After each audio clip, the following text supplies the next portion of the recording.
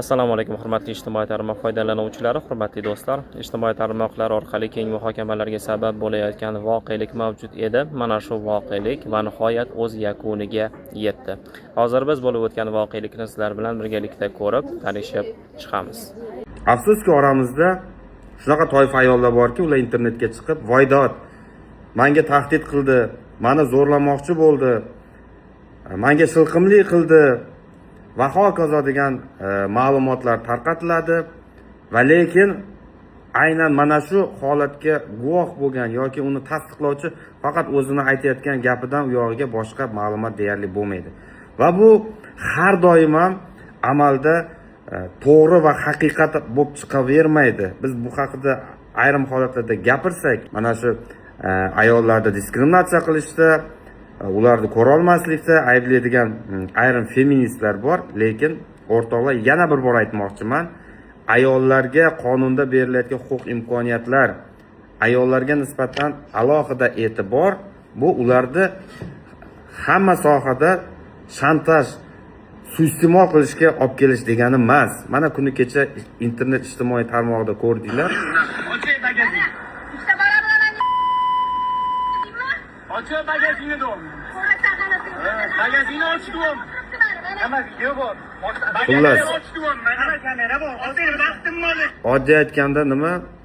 Yandex taksi haydovchisi bo'lgan bir yigitni bir ayol shantaj qilib, ayolligidan foydalanib, "Sen meni nima shilqimlik qilding, menga jinsiy zo'ravonlik qilmoqchi bo'ldi" degan gaplarni aytib, o'zini ukasimi, akasiga qo'ng'iroq qilib yordamga chaqiryapti.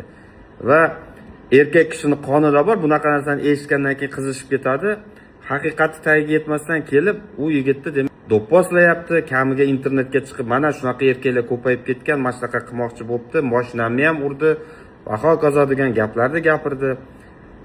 Lekin vaqt o'tgandan keyin yaxshi ham ana yigitni qo'lida telefonda yozib olgan ekan holatlarni.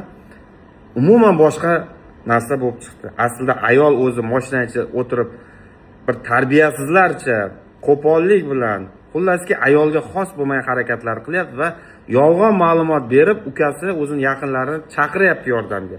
Va ular ham haqiqat tagiga yetmasdan kelib buni do'pposlayapti, uryapti va hokazo. Alal oqibat nima bo'ldi? Mana bitta taksisti yomonotlik qilib internetga chiqarildi birinchidan, haqiqat tagiga yetmay, ikkinchidan mana shu o'zini yaqinlarini jinoyat sodir etishga majbur qilib qo'ydi mana shu ayol. Mazkur holatda endi bu bolalarni va ayoli nima kutyapti degan savol. Xo'p, demak, birinchi holatda agar videoni ko'rgan bo'lsanglar, ayol avtomobil ichida turib haqorat qilyapti. Erkak kishi qo'pol so'zlar aytyapti. Agar bu qo'pol so'zlar ekspertizada haqorat deb topiladigan bo'lsak, demak, ma'muriy javobgarlik to'g'risidagi kodeksga asosan ayolga demak ma'muriy jarima qo'llaniladi. Sud orqali jarima. Agar 1 yil ichida yana shuni takroran sodir qilsa, jinoiy javobgarlikka tortiladi. Endi u ayol kishi o'zini ukasi yo akasini qanday huquqbuzarlik, qonunbuzarlik qilishga jazm qilib qo'ydi degan savol. Demak, Jinoyat kodeksining mana 277-moddasi bor. Bu bezorilik degan. Endi bu yerda bir nechta odamlar ko'rildi videoda. Aka-ukalari kelganmi bilmadim. Endi videoda agar bir guruh shaxslar tomonidan boyagi yigitga demak tan jarohati yetkazilib, jamiyatda turish qoidalarini atay mensimagan bo'lsa, qarang, maksimal jazo 3 yilgacha ozodlikdan mahrum qilish bilan jazolanishi mumkin. Ya'ni 3 yilga qamalishi mumkin. Bitta shu 277 agar qo'zg'atilsa.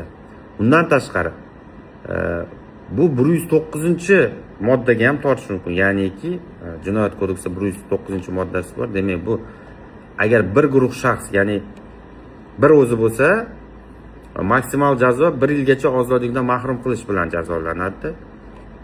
Agar ikkita yo undan ko'p bo'lgan bo'ladigan bo'lsa, demak 2 yilgacha ozodlikdan mahrum qilish bilan jazolanishi mumkin, maksimal jazo. Endi undan tashqari bu yerda u ayolni ukalarimi, akalarimi bloger ekan.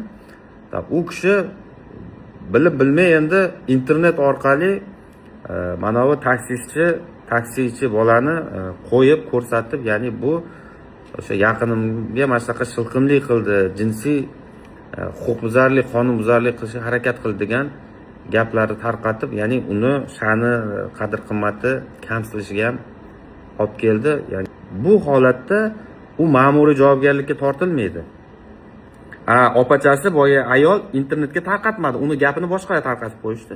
Shu boisdan u ma'muriyga tortiladi. Bu yigitlar shuni tarqatgan bolalar jinoiy javobgarlikka tortilib qolishi mumkin. Ya'ni bu o'sha jinoiy javobgarlik to'g'risida kodeks 139-moddasi tuhmat deyiladi. Demak, bunga maksimal jazo, demak 1 yilgacha ozodlikni cheklash bilan jazolanishi mumkin. Bundan tashqari, bu yerda tekshirish kerak bo'ladi haqorat qilish faktini. Agar haqorat ham qilingan bo'lsa internet orqali, men videosini to'liq ko'ra olmadim ochig'i. Bunga yana qo'shimcha qo'shiladi, ya'ni 1 yildan 2 yilgacha axloq tuzatish ishlari bilan jazolanishi mumkin. Oddiy aytganda, o'sha opamizmi, singlimizmi ayollarga bo'lgan e'tibor, ayollarga bo'lgan yuksak bir davlatda ham ko'rsatilayotgan g'amxo'rligidan bugun suiiste'mol qilish oqibatida mana o'zlarini yaqinlarini jinoiy javobgarlikka tortilishga sabab bo'ladigan holatga sabab bo'layapti. Mana bu nima oqibatga olib keldi. Undan tashqari endi mana bu kaltaklangan yigitni sog'lig'iga yetkazgan zararni ham qoplashga to'g'ri keladi. Nima aytmoqchiman? Bunaqa holatlar afsuski uchrab turibdi. Mana hozir Toshkent shahrida ham bor, bir ukamiz bor. O'zi ham taksistlik qilib ketayotganda mana lo'li millatiga mansub bo'lgan ayol chiqqan, bolasi bilan mashinani oldida o'tirgan, yo'lovchini oldida, orqasida ota-onasi bo'lgan ekan. Shu ketayotgan paytda mexanika skorostlik mashina bo'lganligi uchun oldida bolani tizzasini orasiga solib o'tirgani uchun, demak tizzasi, ayol kishining tizzasi sal chetroqqa surilgan va skorosti yoniga kelib qo'ygan. Taksi haydovchisi bilmagan holda bir marta o'sha skorost olayotganda qo'li tegib ketgan ekan. Hozir voydod meni mashaqa zo'rlanmoqchi bo'ldi boshqa degan gaplar bilan mana shu taksichi yigit ham qamoqda hozir. Tergov ketayotganda bilmadim qanchalik u adolatli bo'ldi. Afsuski juda ko'p yordam so'rab kelishdi. Afsus biz ham yordam bera olmaydi. Nega? Chunki bugun ayollarga qilinayotgan qanaqadir huquqbuzarlik bo'yicha erkaklar deyarli hech kim eshitmayapti. To'xta, mamlaqa asli degan gapni hech kim eshitmayapti. Siyosat shunaqa bo'lyapti. Erkaklarni sindirish, qamash degan siyosat bo'lyapti.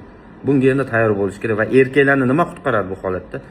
Doimiy ravishda telefoningizni yoqib yurish yoki doimiy ravishda o'sha onlayn kameralarni yoqib qo'yish sizni bunaqa shantajdan qutqarishi mumkin. Xo'p, endi gapimni yakunida aytmoqchiman. Endi o'zinikini ham tiqib ketdi deb balki o'ylashinglar mumkin. To'g'risini aytaman, shu joyda joyi kelib qoldi. Mana bizning shogirdlarimiz bor. Shogirdlarimiz demak aynan mana O'zbekistonda ayol taksichilar olib yursin degan maqsadda shunaqa muammolar bo'lmasligi uchun odamlarga imkoniyat yaratish uchun Mehr.go degan shunaqa ilova yaratishgan. Nom ko'rinishi mana shunaqa Mehr.go mamlakat ko'rinadi xullas. Skachat qilib olsa bo'ladi. Bu yerda demak hamma xohlasa erkak haydovchini tanlab chaqirishi mumkin, xohlasa ayol haydovchini. Xohlasa oilaviy bolalarni maktabga olib borib keladi va hokazo. Ya'ni ba'zi erkaklar xohlamaydiki, uni ayolini yo singlisini, opasini erkak haydovchi xizmat ko'rsatib olib kelib bersin. Shunday holatda mana ayollarni tanlab o'zlari chaqirib olishlari mumkin. Buni shogirdlarimiz yaratgan. Biz o'zimiz ham bundan tez-tez foydalanib turamiz. Shu o'rtoqlar, qisqacha aytmoqchi bo'lganim, hech qachon e'tibor berilayotgan imkoniyat suiiste'molga olib kelish kerak emas va qolganlarga bu o'rnak bo'lish kerak. Aytayotgan gapimiz qilayotgan ishimizga mos bo'lsin. Yetib kelgan. Bitta pizdesi bor ekanda, mana videomni tarqatarmish kelganda.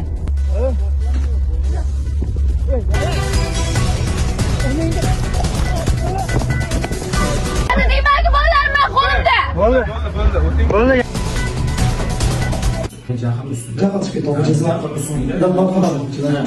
Mashinani urayotgan paytda o'sha peshonasiga urgan. Nechasiga mana 2 marta. Qaysi?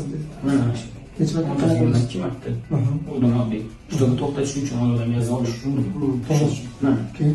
Keyin tushib yana menga tashlangan payti tekdim. Tergov bo'limi tomonidan mana shu Yashnobod tuman tomonidan jinoiy ish qo'zg'atilgan xabaringiz O'zbekiston Respublikasi jinoyat kodeksining mana shu fuqaro nisbatan 277-moddasiga jinoiy ish qo'zg'atilib, hozirgi vaqtda dastlabki tergov harakatlari olib borilmoqda va tergov davomida qamoqqa olmoqda, shu bilasizmi? Davlatimizdan uzr so'rayman. Chunki jahl ustida qoidani buzdi. Yandex keldi, 941 12 mashinada narsalarni ko'p edi. Uyatli gap gapirdi, o'zi Boshqatmaydi yo'q. mashinani to'xtating dedim. To'xtat dedim, salom to'g'ri. Mashinani to'xtatib bo'lishib qolmadim. Bo'ldi, 40 ming bo'ldi. Shu dedi, so'qdi. Ukam, dedi, jahli chiqib ketdi. O'zim aytgan gapga, ukam, mayli, keyin gaplashib olamiz. Bu qo'yu, mujikchacha gaplashamiz degan, o'zi ukam indamay turgan miyasiga berib urib ketdi. Ukangiz qayerga urdi? Necha marta urdi? 1-2 marta urdi.